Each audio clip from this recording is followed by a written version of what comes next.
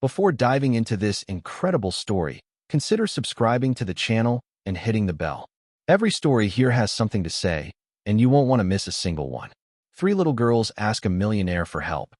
Then something horrible happens. In this gray and icy city, every breath of wind seemed to pierce to the bone.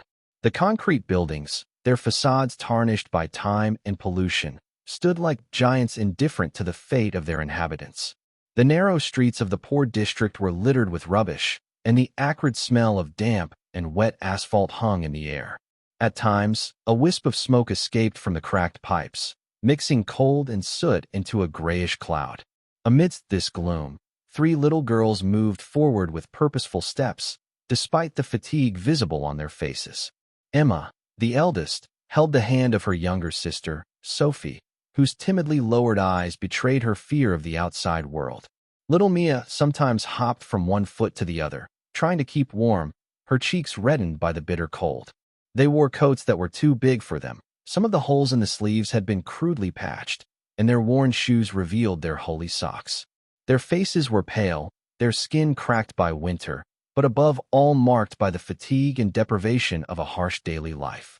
Yet, in their eyes shone a fierce light, a flame of hope and courage that refused to be extinguished. It was the look of innocence struggling, of childhood refusing to bend. In their frozen hands, they tightly clutched a crumpled envelope, damaged by repeated handling. Carefully handwritten on the envelope was a name, Mr. Jonathan Reed. For them, the name meant hope, a last resort in a world that was too often cruel. Jonathan Reed, the millionaire famous for his technology investments and charitable work, might be the key to saving their mother. This mother, Mary Johnson, was their entire world. For weeks, she had been unable to leave her bed, weakened by an illness that seemed more threatening every day. They had exhausted every avenue, every form of help, but nothing was enough. The hospital had asked them for an amount they would never be able to raise. That morning, despite the icy wind biting their cheeks and the uncertainty weighing heavily on their fragile shoulders, it was Emma who had made a decision. Her courage, as a child suddenly turned adult, pushed her to knock on the door of a world they had never had access to. They walked briskly, their footsteps echoing on the frozen pavement, crossing the dark streets, looking for the glass tower where the man on whom their fate now depended worked. Every step was a struggle against the cold, against fear, against the injustice of a system that seemed to forget those who suffered in silence. But Emma, head held high, led her sisters toward the door that could change their lives. The glass and steel tower where Jonathan Reed worked rose above the city like a monument to success. The lobby was vast, flooded with light, the white marble floors perfectly polished. Modern artwork lined the walls, and the scent of high-end coffee hung in the air. To Emma, Sophie, and Mia, the place seemed surreal, like a movie set. They had barely passed through the large revolving doors when a security guard, dressed in a dark suit and wearing an earpiece, approached them. His gaze, initially distracted, quickly became suspicious as he saw the worn clothes and youthful faces of the three children. "What are you doing here, girls?" he asked, his tone dry but not yet hostile. Emma swallowed, took a deep breath, and took a step forward. Her voice was shaky, her gaze slightly shifty, but a determined glint shone deep in her eyes. "We need help. Our mother is very sick. Her name is Mary Johnson. She has to have an operation, but we don't have any money." The guard stood there for a moment. He hadn't expected anything like this. He looked at Emma, then Sophie, who was clutching a corner of her coat, and finally Mia, whose large, curious eyes were scanning the room with a mixture of wonder and apprehension. Unexpectedly, the guard's heart sank slightly. He wasn't used to seeing children in this luxurious tower, let alone with such a mixture of dignity and despair. He took the envelope Emma offered him. "Wait here, I'll go and tell Mr. Reed," he said, walking away. The girls stood motionless near the wall on the cold marble. A few employees passing through the lobby briefly glanced at them, some with indifference, others with surprise or embarrassment. A few minutes later, a tall man in an impeccable suit approached. His slightly graying hair framed a hard face, shaped by years and responsibilities. It was Jonathan Reed. He stopped in front of the three girls. For a moment, he said nothing. His gaze, initially cold and professional, softened imperceptibly as he met Emma's eyes. He read in them a suppressed fear, but also a rare strength. "Are you the one who left this letter?" he asked in a deep but calm voice. Emma nodded. "Show it to me." She held out the envelope with trembling fingers. Jonathan opened it and read the note written by Mrs. Delaney, a well-known social worker in the city. It explained Mary Johnson's plight, her loneliness, her degenerative illness, her inability to provide for her medical needs, and, above all, the determination of her 3 daughters to support her through thick and thin. When he looked up, Jonathan Reed no longer saw just poor children in his hall. He saw raw courage, naked pain, and a dignity that transcended age. "Very well," he said, folding the letter. "I'll take care of it." He took out his phone and made 2 quick calls. In the first, he ordered an emergency appointment for Mary Johnson at the city's private hospital. In the second, he called his accountant to have a $50,000 check immediately issued in his personal name to cover all treatment-related expenses. Then he turned to Emma. "I can't promise a miracle, but I promise you that your mother will receive the care she needs. You have my full attention." Emma nodded, unable to speak. Her lips trembled. Sophie instinctively moved closer to her and took her hand. Mia, for her part, gave a small, shy smile. Before leaving, Jonathan gave them a map. "This is my office. If you need anything, don't wait." The girls left the building, huddled together in the cold, but this time, a little less afraid. For the first time in a long time, they felt that hope was no longer a distant dream, but something real, something possible. But a few days later, just as hope seemed to have finally knocked on their door, the news crashed like a clap of thunder into a sky already laden with tears. One icy morning at dawn, a neighbor of the small, decrepit apartment building where the Johnsons lived noticed a strange smell. He knocked on the door of apartment 3B, concerned that the girls hadn't come downstairs as usual to get hot water or bread from the local supermarket. No one answered. The firefighters were called. When they forced open the door, an invisible and deadly cloud hung in the air, carbon monoxide. An old, cracked boiler, an outdated heating system, a window blocked for months by damp. Winter, silent, had won a tragic battle. On the faded living room bed, Mary Johnson lay unconscious. At her feet lay a small, carefully folded blanket, likely left by one of her daughters before she left to seek help or hope. The emergency services tried the impossible, but it was already too late. Mary died in the hospital a few hours later, without having had the benefit of the operation that Jonathan Reed had promised to finance. Fate, cruel and silent, had struck faster than generosity. When one of his assistants broke the news to him, Jonathan Reed stood silently in front of the huge glass windows of his 37th floor office. He looked down at the city below, but his mind was elsewhere.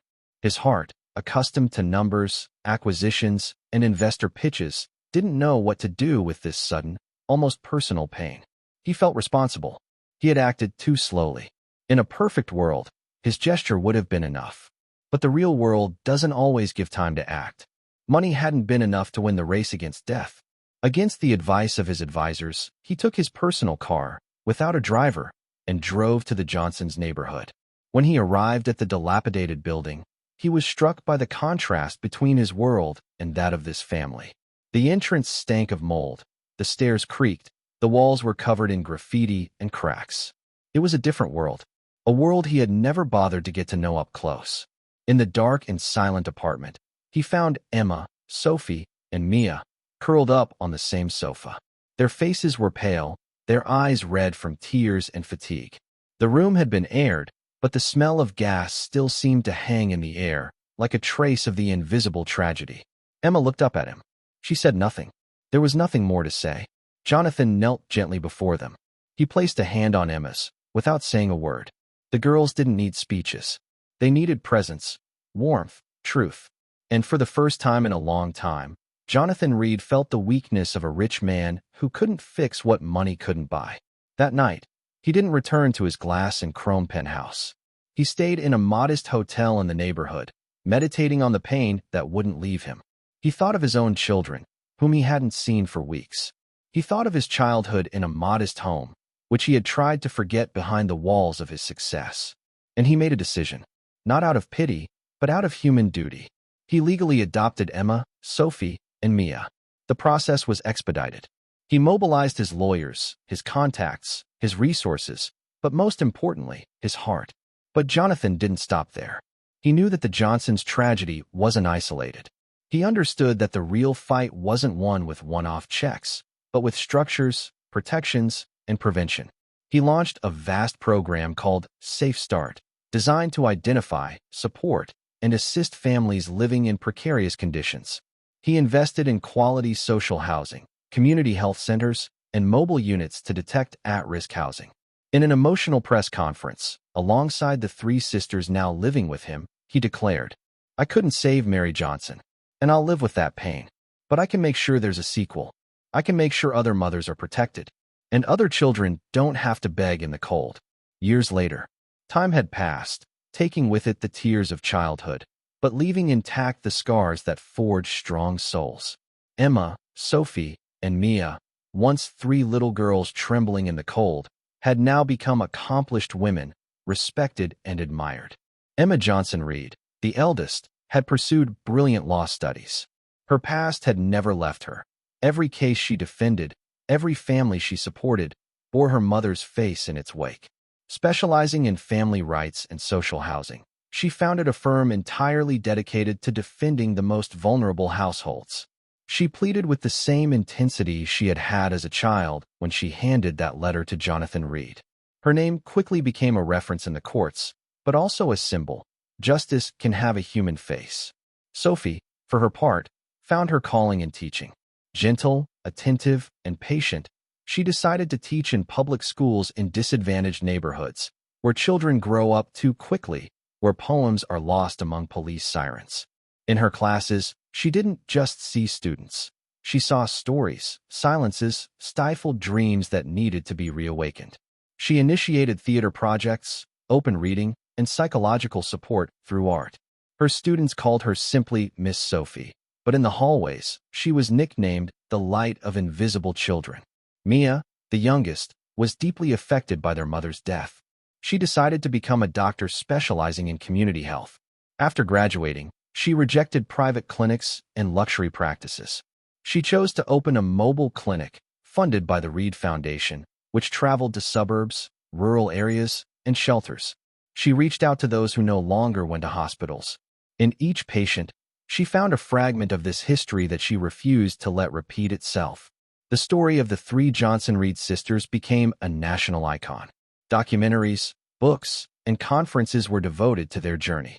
But beyond the public outcry, it was the concrete impact of their commitment that made the difference. Laws were passed, public funds redirected, and hundreds of thousands of families helped. And at the heart of this social miracle, a man watched in the shadows. Jonathan Reed, now elderly, with white hair, more hollow features, but still bright eyes. He had sold a large portion of his shares in his companies to devote his fortune to his foundation, the Safe Start Initiative. He who once counted his successes in billions now counted them in lives saved, families housed, children protected. He was no longer the cold tycoon of steel towers, but a respected grandfather, a man transformed by a broken promise, and three little girls who had reached out to him. At a ceremony at Columbia University, where the three sisters were honored for their outstanding contributions to society, Emma took the stage. She wore a simple black dress, her hair tied back, her face marked by maturity, but her eyes were the same as the day she had crossed the glass hall to ask for help. She looked around the silent room, then at Jonathan Reed, sitting in the front row, and said, "Life can break us or shape us. We chose to get back up, but we didn't make that choice alone.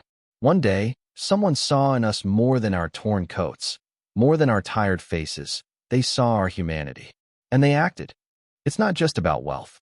It's not even a charity story. It's a story of humanity, of an act that changed the course of our destiny, and, through us, that of thousands of others.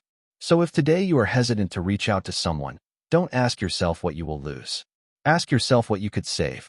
The room rose to give a standing ovation. Jonathan, with tears in his eyes, applauded silently.